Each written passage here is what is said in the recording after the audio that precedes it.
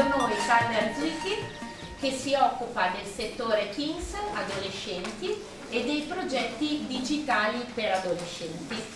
E quindi io gli ho raccontato un po' che cosa abbiamo fatto, come l'abbiamo fatto, quelle parole chiave che prima abbiamo esplorato insieme, e sulla base di questo intreccio Calder ci presenterà quello che fanno al MoMA di New York. Quindi buone ispirazioni. Okay. Thank you. I'm very, very grateful to be here today speaking to you, and I'm just very honored to get this chance to share my programs with everybody.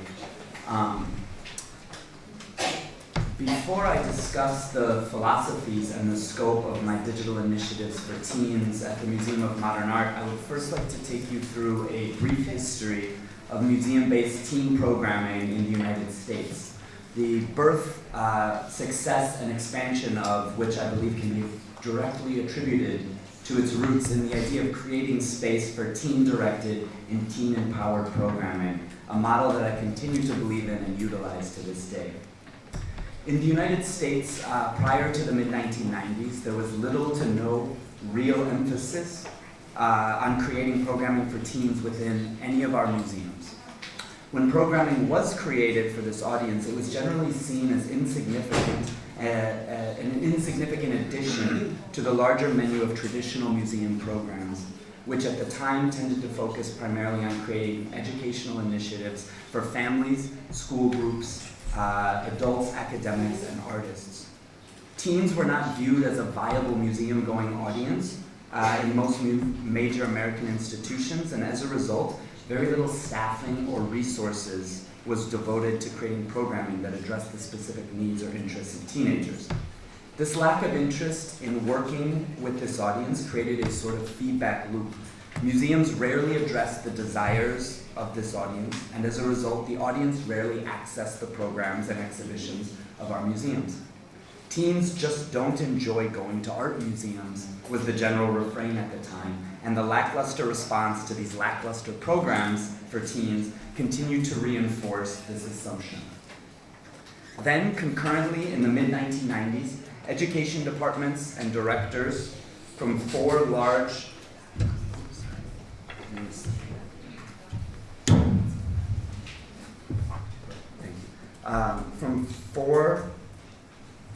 large American institutions in drastically different areas of the country, in the Midwest, the West Coast, the East Coast, and the South, individually devoted sustained resources and staffing to create what we now know to be the birth of museum teen programs in the United States. On the East Coast, the Whitney Museum of American Art in New York. In the South, the Contemporary Art Museum of Houston. In California, the Museum of Contemporary Art in Los Angeles. And finally, in the northern tip of the US, the Walker Art Center in Minneapolis, Minnesota. The impact of these four institutions had on the landscape of museum education at the time cannot be overstated. For the first time ever, institutions committed staffing and resources to creating a multitude of long-term sustained programming for teenagers and young adults. In 1995, the Walker Art Center became the first American institution to create a full-time staff position based solely on devoting teen-based programming. And in 1996, they launched the first iteration of what would become the defining initiative for museum teen programming across the country, the Teen Arts Council. Bringing a diverse group of high school-age students into the museum on a weekly basis, the Walker Art Center's Teen Arts Council empowered the young people taking part in it to create their own types of programs, giving them the freedom to come up with the sorts of initiatives that they themselves wanted to take part in, a philosophy that then extended out into the larger world, bringing other young people just like them into contact with the museum in new and oftentimes surprising ways. Based on the direct suggestions of their Teen Arts Council, the Walker began creating teen-specific art shows, publications that focused on teen art and writing, promoted pre-existing exhibitions in new and oftentimes daring ways, and brought in artists and musicians that the older members of the institution would never have thought to reach out to. And this initiative was immediately successful for a number of reasons. The first reason being that it acknowledged the fact that older members of a museum staff are oftentimes unable to guess or to understand what the needs and interests of younger generations are. It brought teens inside the institution to create programming and initiatives for other teens, a demographic that they were, as young people themselves, completely connected to. Another reason that this model was immediately successful was that it acknowledged that absolutely unique space that adolescents occupy within a cultural landscape. Too young to hold curatorial or educational staff positions, yet old enough to want educational and artistic experiences crafted specifically with an eye towards their unique interests and understandings of their emerging place within the world. Too young to be completely autonomous, but old enough to begin taking control over their own agency when it comes to accessing and seeking out new cultural experiences. Your high school years are the first time that your parents aren't the ones signing you up for things or dropping you off or bringing you places. It's the first time that your friends' interests and influences have as much, if not more, sway on your time and experiences than your parents or guardians. A teen's first museum program may be their very first stab at having agency over how they spend their out-of-school time, and the Museum Teen Council model showed that they were absolutely excited and interested in taking part in museum programming, as long as that programming was created by other young people like themselves. And as long as museums were taking their specific needs and interests into mind and creating experiences that allowed for young people to develop a community of their own, one fostered in the idea that they were more than capable of controlling their own cultural destinies. Given the emphasis on teen-led initiatives and teen-directed content, along with the huge amount of economic and institutional resources that were thrown behind these initiatives, the Walker Arts Center saw immediate results from their Teen Council experiment. In the early 90s, teen visitorship at the Walker was stagnant, hovering at around 1%. By the early 2000s, that number had jumped up to almost 15%, a staggering increase that can be attributed almost completely to the success of the Teen Arts Council and their museum and their new menu of teen-based programming. It's no surprise then that other American institutions took immediate notice, and by the mid-2000s, almost all of the major museums in the United States had hired full-time teen programming staff and created a multitude of programs copying the original Teen Arts Council model. This once overlooked audience was now understood to be a cornerstone of our museum education departments, all because of a new understanding in how they wanted to be treated and the types of programs that they wanted to take part in. And the long-term results of these early teen program initiatives are being felt across the cultural landscape today. While the initial goal of these early teen programs may have been to increase teen visitorship within the art museums, the outcomes suggest that these early experiences in the arts were even more meaningful and reverberate even further than we ever expected the teens who were involved with the programs themselves. The 2015 Room to Rise study, overseen by Danielle Linzer and Mary Ellen Munley, tracked the participants of these early teen arts initiatives across the rest of their personal and professional lives. The results are obvious and quite incredible. Over half of all participants in these programs said that it was one of the single most important experiences they had as young people. An additional 40% said that it was a very good experience, and 75% of all alumni rated the experience the most positive influence on their young lives, more than either their families, schools, or any other cultural organizations. The experience also led to increased engagement with cultural institutions as adults, with 96% of participants having visited an art museum within the past 2 years, and 84% having visited the institution that they took their teen course at. Over half of all participants in teen programs are now artists or are currently working in art-related fields.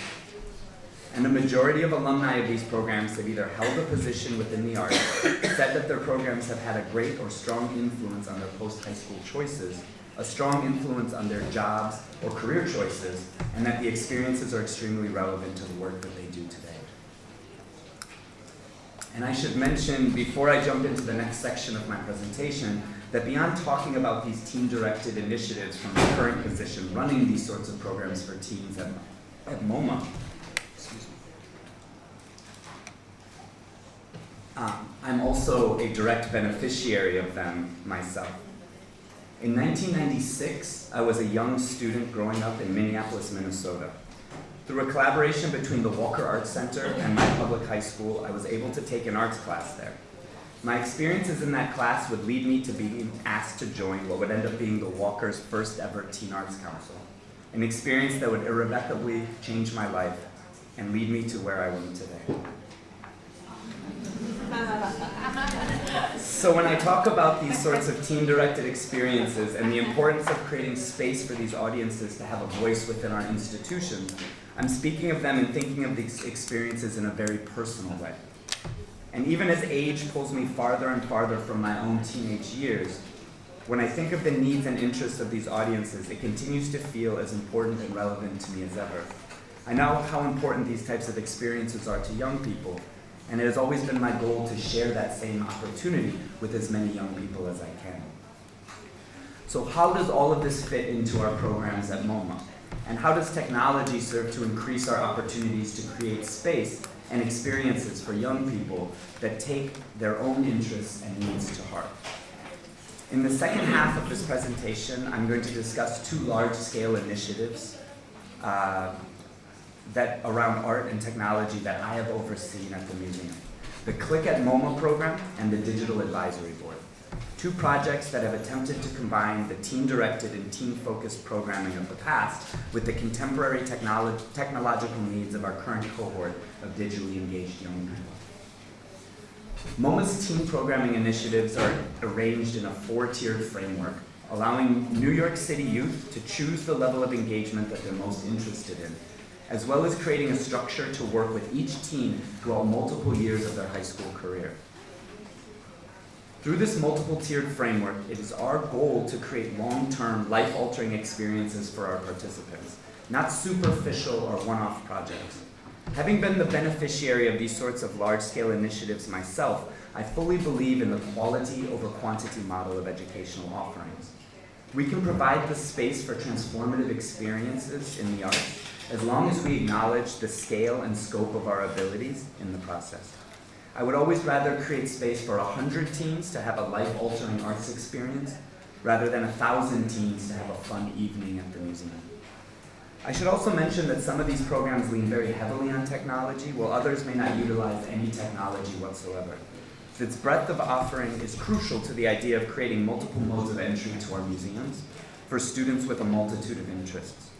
Just as I would never offer a season of only painting classes or solely printmaking projects, I don't believe that an institution should necessarily offer only technology-based programming as well.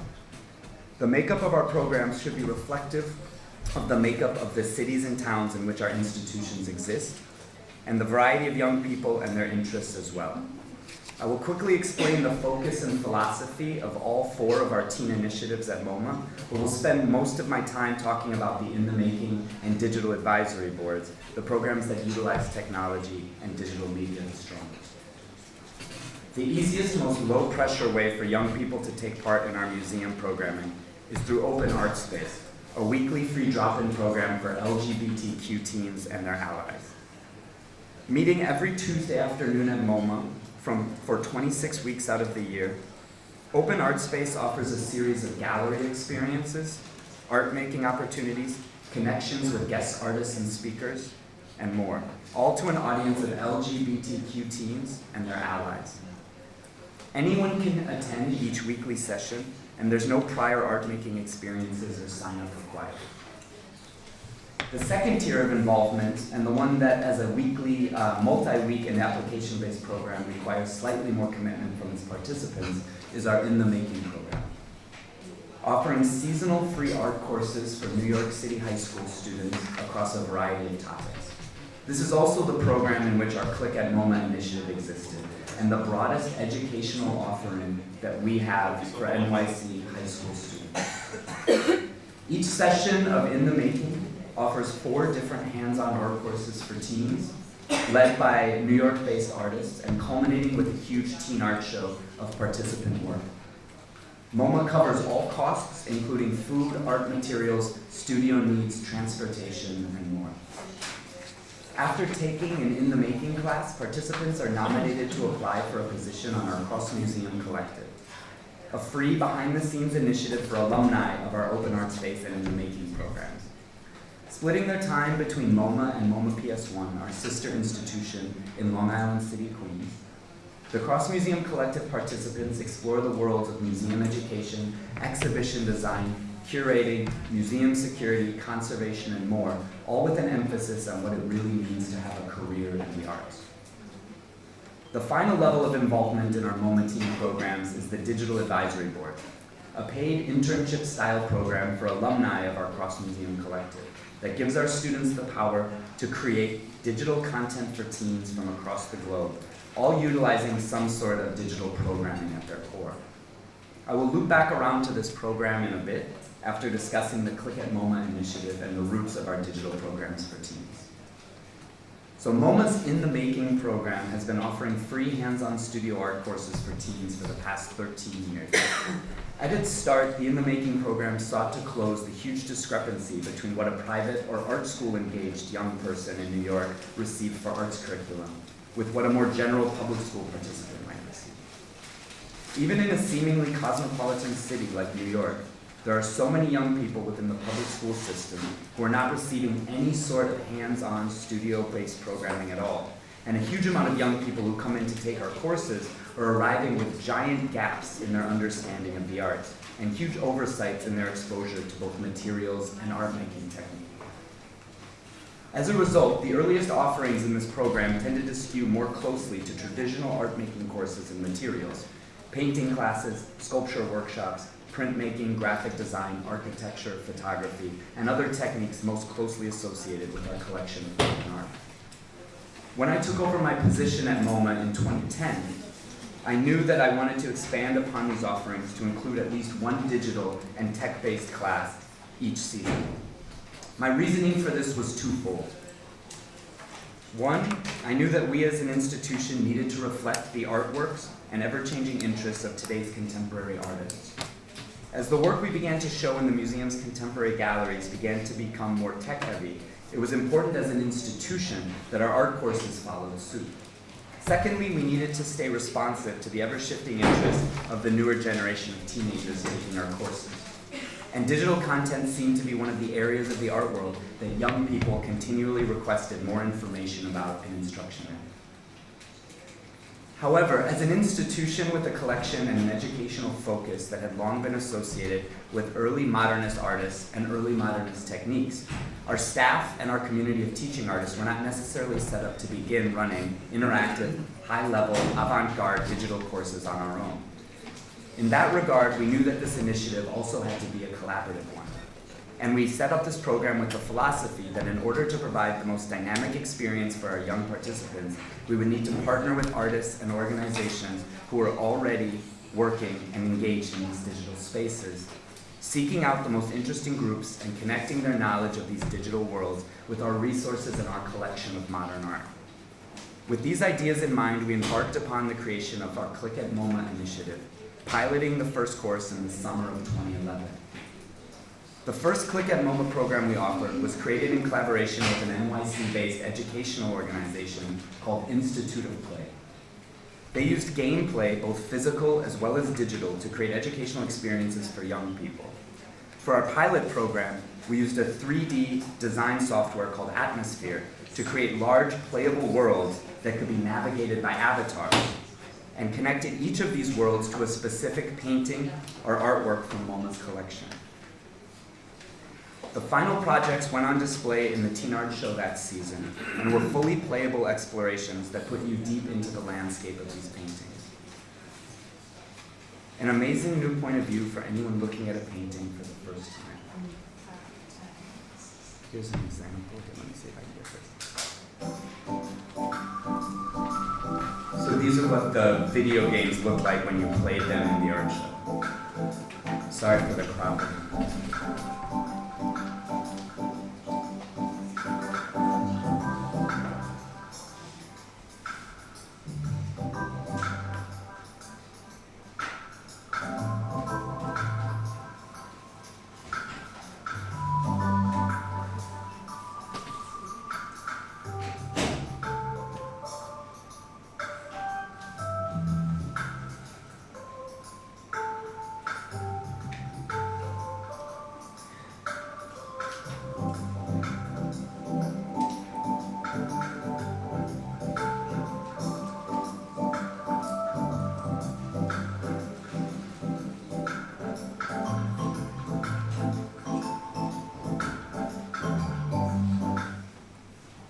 So for the next season of Click at MoMA, we collaborated with Baby Castles, which is a New York indie video game collective who focused on the creation of simple DIY arcade cabinets.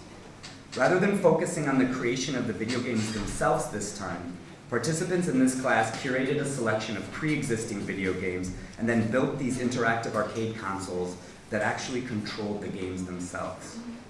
The final art show resembled a fully playable video game arcade and was an amazing addition to the teen art courses that year. The following season of Click at MoMA, they explored the world of wearable technology in collaboration with the fashion designer Diana Ng. Students explored basic fashion design techniques, but included a variety of technological additions including LED screens, inflatable garments, internet-connected clothing, and more. As I mentioned earlier, combining fashion design with technology allowed us to offer space for two drastically different groups of young participants.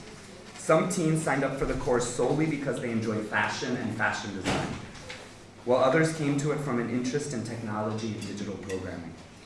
Both groups found something to be excited about once the class began, and our community of teens continued to be enriched by the addition of technology within our pre-existing free arts course framework. The following summer, we worked with artist Casey Kinzer to create a course that explored not only robotics, but the anthropomorphic gesture in design as well. Participants created their own digitally controlled robots, but also looked at the ways in which we tend to add our own humanistic slant to the way we interact with objects, technologies, and artwork as well. And I don't have time today to go through every single Click at MoMA program that we offered at the museum, but just very briefly, following courses touched upon such themes and materials as kinetic web-connected sculptures created under the supervision of the design group CWT, 3D printing and computer-aided design projects, coding and artistic hacking with more 3D print-related projects, a second collaboration with Baby Castles, this one resulting in an even larger arcade space, an even more complex set of interactive console designs, projection mapping paired with video editing and audio production, video mashups, and digital editing techniques, a design workshop taking an ex-military trailer and turning it into a fully functional art space and technology hub, and finally a music production and performance art class that culminated with a series of live musical performances and live video DJing experiences in an all-age venue in Brooklyn. The Click at MoMA initiative was, as you can see, very dynamic and successful in a lot of ways, but it also had a number of difficulties and tensions within it.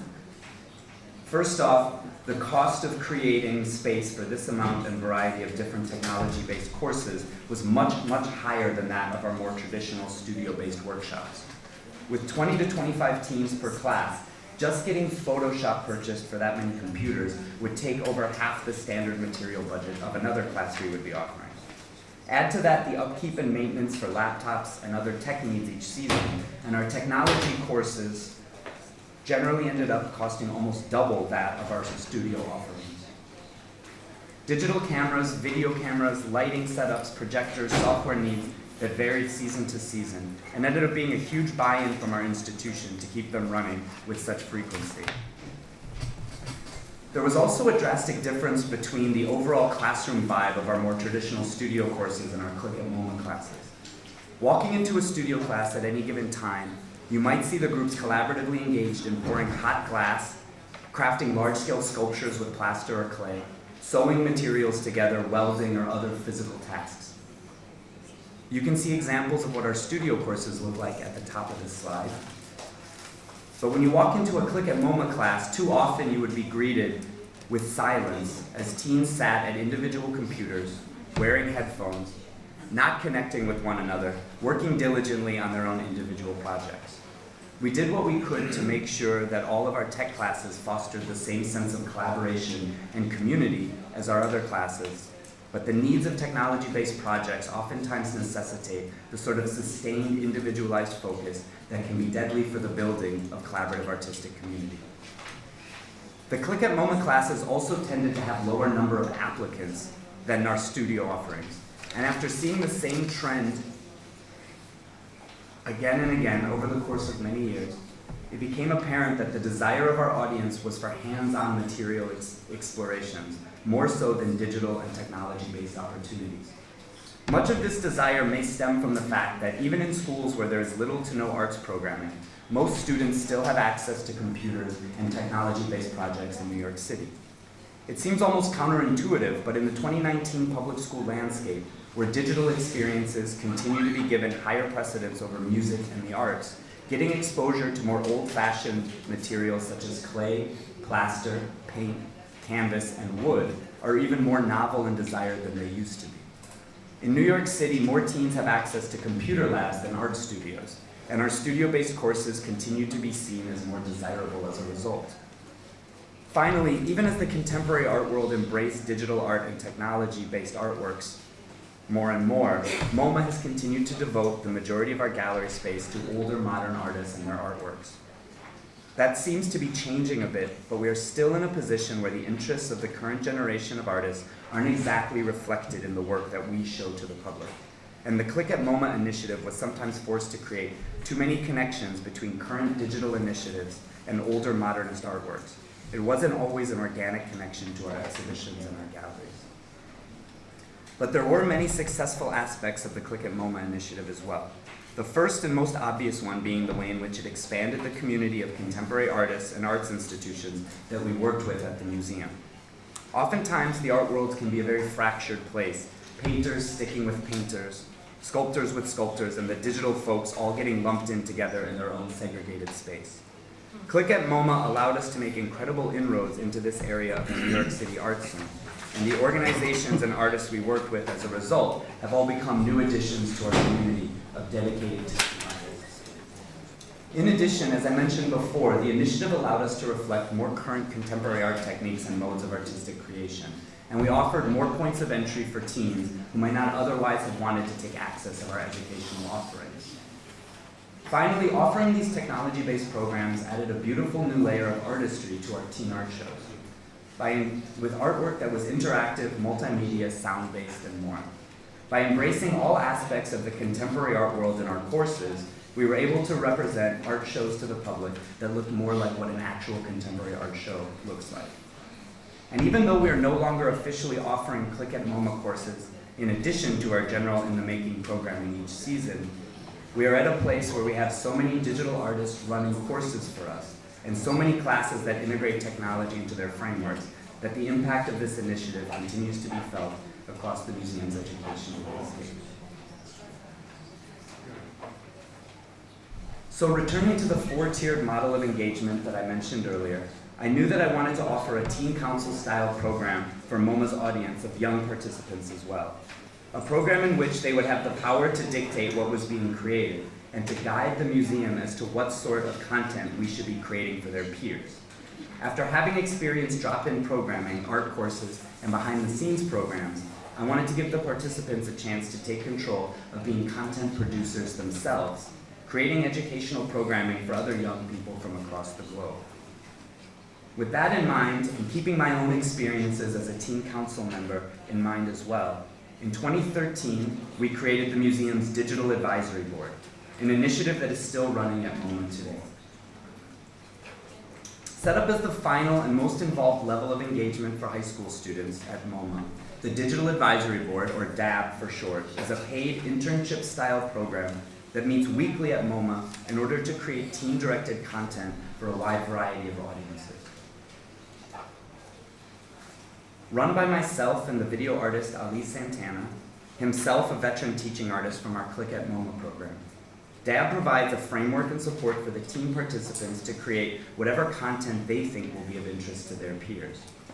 We provide very little guidance or restrictions as to what they are able to create in the spirit of the original teen council style model. It is up to them to tell us what they think will be of interest to their peers, and we see our role as teachers to be one of supporting and adding technological know-how to their ideas. But the content and the control of the digital projects that come out of these programs rests entirely on the participants themselves. We also give the DAB teens control over all aspects of MoMA's teen social media initiatives, another important responsibility of the program, and a reflection of our belief in ceding control over our teen-directed educational output.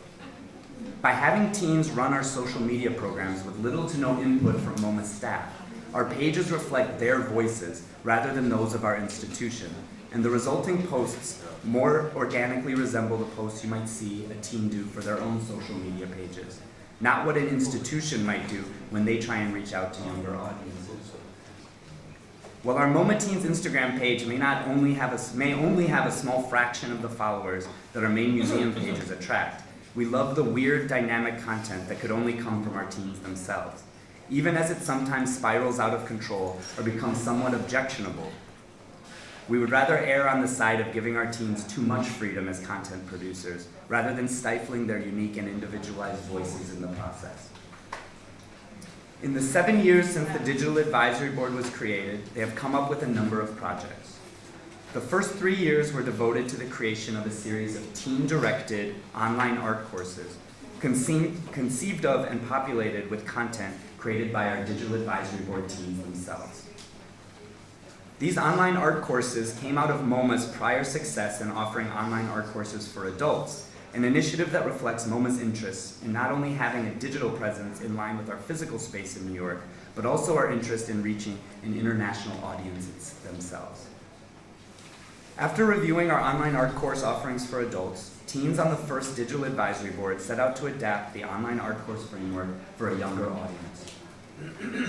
They very quickly decided that teen-produced videos should be the cornerstone of their online course, and wrote and directed a number of humorous and clever videos all focused on the idea of making modern and contemporary art more easily understandable and accessible to young audiences. They identified 6 different themes that the course should focus on across the 6 weeks that it was live, and created a series of prompts and discussion questions to stimulate the participating students as well. In addition to the digital aspects of the course, they also wanted to create space for students to create their own artwork as well. So every participant in the first year's online art course received a special box in the mail, filled with a variety of art making materials and physical prompts, to be used by the participants during each week of the course. This labor-heavy and cost-ineffective model could only have been created by a group of young people. And even as we shook our heads at the complicated nature of what they came up with, we trusted our teens to guide us as to the best way to reach and educate their peers. This is an example of what one of their teen-created videos looked like for that first season of the online course.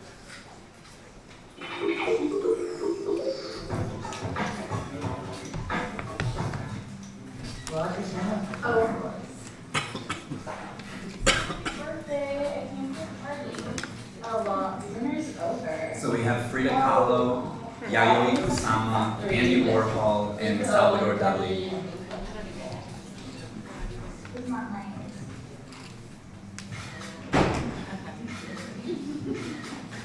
This was entirely written, produced, directed by the teams. Warhol and Nico, Warhol and me, Warhol and Eddie, Warhol, Warhol, Warhol. All selfies. You think you're crazy? And this is the trailer featuring all of the videos that was used to promote their first online course.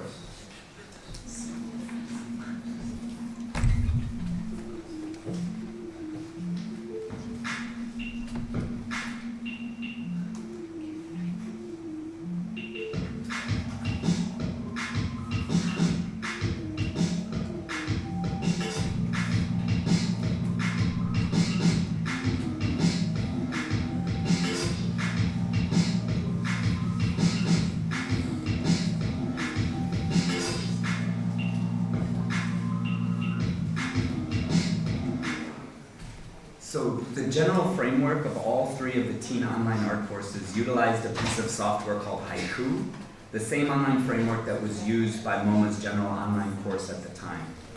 Within each week's class, there were a number of videos to watch, text to read, slideshows of art to look at, and a prompt connecting what was being taught with the art-making materials in the physical box that was mailed to them.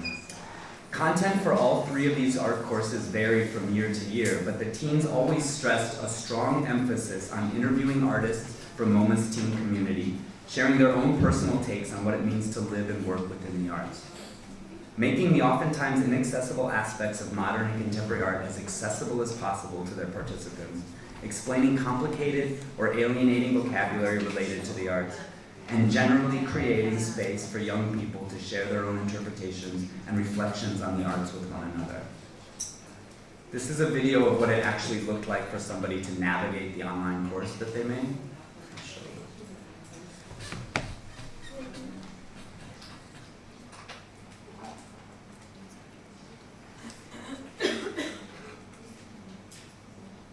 So this is the landing page when you came in.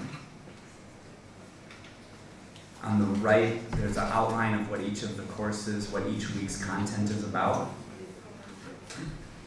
And again, all of this text was written by the teens. All of the images were pulled in by them. The funding credits, obviously, is a common thing. These are the young people who worked on the project. They each wanted to have their own bio so that people taking the art course could know who was teaching them.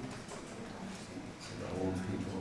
And then this is an example of the discussion threads, which is where the majority of the content and the artwork that was shared. This is team-created artwork that was made as a response to the different classes and the prompts, which was shared in the discussion thread, and then the teams would critique or discuss the artwork themselves.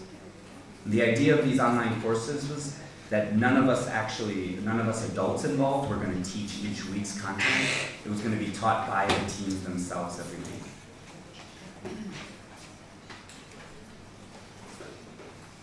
So the discussion threads for each week's content became the most important aspect of the course. And each week, the DAB teams acted as the course teachers, like I said, checking into the discussion areas to answer questions that participants would have, weigh in on conversations, and praise or critique other people's artistic responses to the weekly art assignments.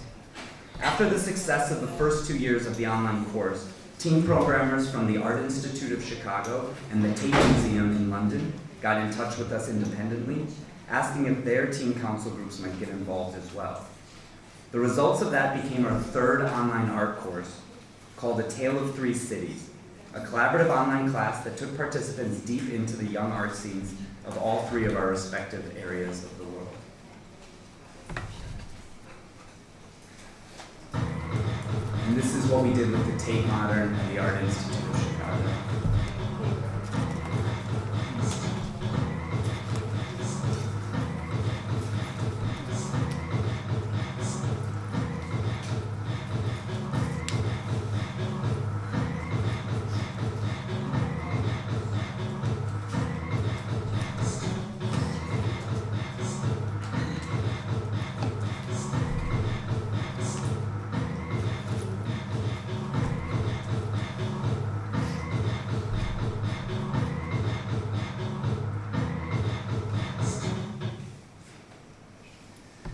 But after 3 years of creating successful online courses offerings for teens, we wanted to expand upon the responsibilities of the Digital Advisory Board and look into new projects for the group to focus on.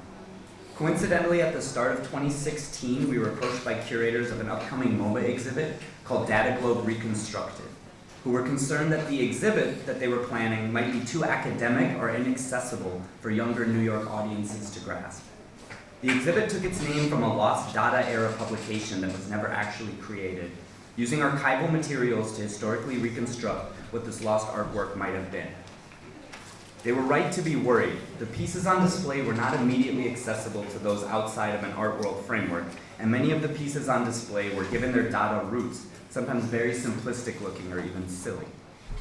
The participants of the 2016 Digital Advisory Board took on the task of creating content that might make the show more interesting and accessible to their peers, creating social media campaigns for MoMA that explored the art-making techniques from the show, creating a physical publication that was distributed within the Dada Globe galleries, and provided prompts and activities to help explain the artwork on display, and most importantly, conducting a series of interviews with Samantha Friedman, one of the curators of the show, that raised many of the same questions to her that the DAB teams thought might be raised by younger audiences visiting the show. The following year's Digital Advisory Board decided to turn their attention to looking backwards in time and chose to create a series of videos focused on answering the following two questions. How have we impacted the lives of our Digital Advisory Board alumni? And how do we show the full scope of what MoMA Teams offers to our community? We know that academic studies like the Room to Rise project mentioned earlier in the presentation can be amazing resources for those of us working in the field, but is there a way to show the impact and importance of these programs to other teens in other communities? Young people who might be interested in taking part in our programs, but who would never read the contents of a 100-page study. Teens on that year's Digital Advisory Board reached out to current and past participants and worked in collaboration with them to find new and dynamic ways of showing what their MoMA experiences meant to them, creating a series of videos about what their experiences have meant and how they see themselves being affected by their time at MoMA. They then shared these results with their peers on social media and across MoMA's main YouTube channel. And here's an example of what one of those team-created collaborations ended up looking like. I was a teenage Andy Warhol. At first, I was just a teenager, just another high school student lost in a sea of faces. I took the subway in the morning, did my homework at night, and went to bed. My life was totally gray. It lacked color, it lacked character. Until one day, when I was 16, and I stepped over the threshold into MoMA. This institution housed the world's creative geniuses. I felt compelled to rise to the occasion and be a personality that was worthy of this place.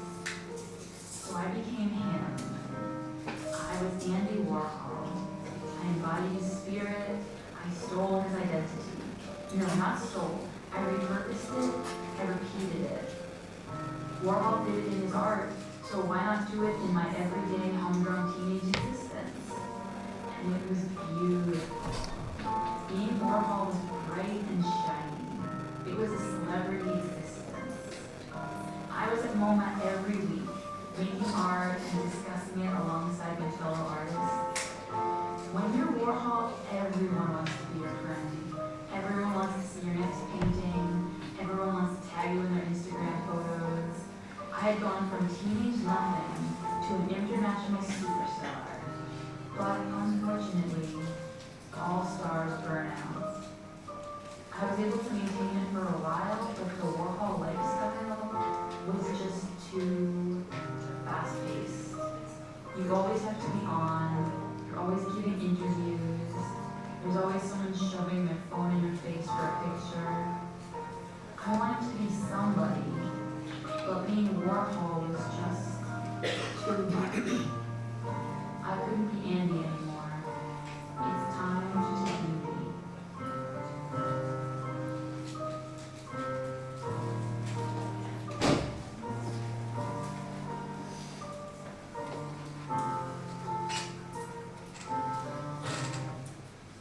And last year's Digital Advisory Board collaborated with an art collective from downtown New York called 8 Ball to create a weekly 30-minute talk show called Technical Difficulties.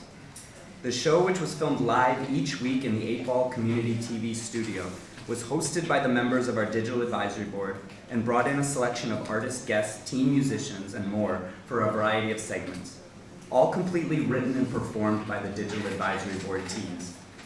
The show was broadcast videos from the past Digital Advisory Boards, including the teen alumni videos created the year before.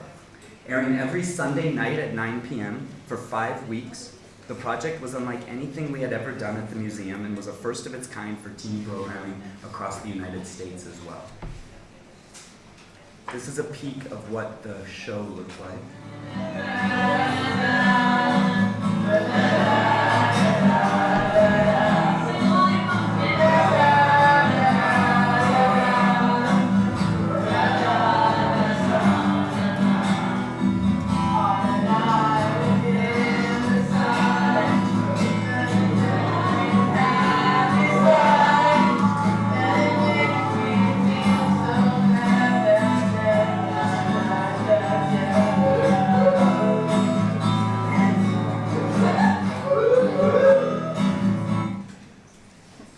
Most recently, the Digital Advisory Board just finished their season after focusing on the creation of a completely brand new museum initiative, the MoMA Youth Corps. Stemming from MoMA's interest in having representational and diverse staff members across all aspects of the museum's volunteer department reached out to the Digital Advisory Board and asked them to assist in the creation of a new volunteer initiative specifically created to attract a younger audience of participants from across New York City. DAB members shadowed current volunteers, met with museum staff, and then gave their own recommendations as to how this new initiative should look in order to attract young audiences and new volunteers. In this regards, they developed logos, outreach materials, applications, and even came up with the name. They will also assist with the selection of participants and take part in the very first season of the program, which is scheduled to take place during the reopening of our new building in October 2019. In closing, I want to first thank everybody here for taking the time to listen to all of this. We work so hard on all of our team programs at MoMA, and oftentimes it can feel like the only people paying any real attention to them are the young people taking part. It's so gratifying to have so many of you here today who have not only dedicated yourselves to creating these types of spaces for young people, but who are also committed to the idea of utilizing technology in order to help create more opportunities for teens and young adults to access the arts and to claim a space within our world. As someone who has been making a life within these spaces since as long as I can remember, I feel grateful on behalf of the teens we are currently serving, as well as for the teen that I was way back at the start of these types of initiatives. Because if it wasn't for these types of initiatives and the thoughtfulness and foresight of people like yourselves, I wouldn't be here talking to you today. And I honestly don't think there's some perfect app just waiting to be invented, or some sort of new software that will drastically change the way that young people across the world engage with the arts. Instead, I think that each of us might go back to our own communities and listen to the young people there a bit more, and allow them to guide us towards what it is that each of them needs. And my programs at MoMA will continue to look like the young people around me want them to look, and your programs here will continue to look like the young people around your institutions want them to look. And we'll continue to give up a bit more of that institutional control and share our resources with the young people who make up our communities. Because the teens of today will very quickly become the artists and educators and directors of the future. And the more that we are able to give them a voice within our institutions today, the more closely connected they will feel to our institutions tomorrow. Thank you very much.